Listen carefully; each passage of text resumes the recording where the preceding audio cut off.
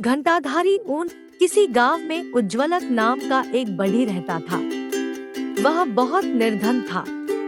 निर्धनता से तंग आकर एक दिन वह गांव छोड़कर दूसरे स्थान के लिए निकल पड़ा। रास्ते में घना जंगल पड़ता था। वहां उसने देखा कि एक ऊंटनी प्रसव पीड़ा से तड़प रही है। ऊंटनी ने जब बच्चा दिया तो वह ऊंटनी और उसके बच्चे को लेकर अपने घर लौट आया। अब समस्या पैदा हो गई कि वह ऊंटनी को चारा कहां से खिलाए। उसने ऊंटनी को खूंटे से बांधा और उसके लिए चारे का प्रबंध करने के लिए जंगल की ओर निकल पड़ा। जंगल में पहुंचकर उसने वृक्षों की पत्ती भरी शाखाएं काटी और उन्हें ले जाकर ऊंटनी के सामने रख दिया। ऊंटनी ने हरी भरी कोपलें खाई। कुछ दिन तक ऐसा ही आहार मिलता रहा तो ऊंटनी बिल्कुल स्वस्थ हो गई। उसका बच्चा भी धीरे धीरे बड़ा होने लगा। तब बढ़ी ने उसके गले में एक घंटा बांध दिया जिससे वह कहीं खो न जाए। दूर से ही घंटे की आवाज सुनकर बढ़ी उसे घर लिवा लाता था। ऊंटनी के दूध से बढ़ी के बाल बच्चे भी पलते थे। ऊंट का बच्चा जो अब जवान हो चुका था, धार ढोने के काम में आने लगा था।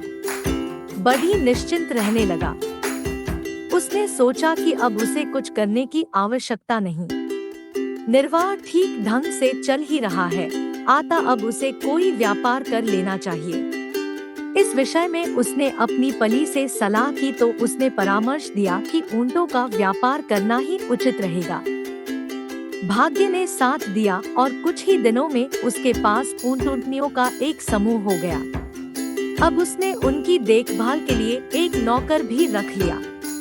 इस प्रकार उसका ऊंटों का व्यापार खूब चलने लगा। सारे ऊंट दिन भर तो तालाब या नदी किनारे चरा करते और शाम को घर लौट आते थे। उन सबके पीछे वही ऊंट होता था जिसके गले में बढ़ी ने घंटा बांध दिया था। अब वह ऊंट स्वयं पर कुछ ज्यादा ही गर्व महसूस करने लगा था। फिर एक दिन ऐसा हुआ कि शेष ऊंट तो शाम होते ही घर पहुंच गए, किंतु वह घंटाधारी ऊंट वापस न लौटा। वह जंगल में कहीं भटक गया। उसके घंटे की आवाज सुनकर एक सिंह उस पर झपट पड़ा और अपने तीक्ष्ण नाखूनों से उसका पेट फाड़ डाला।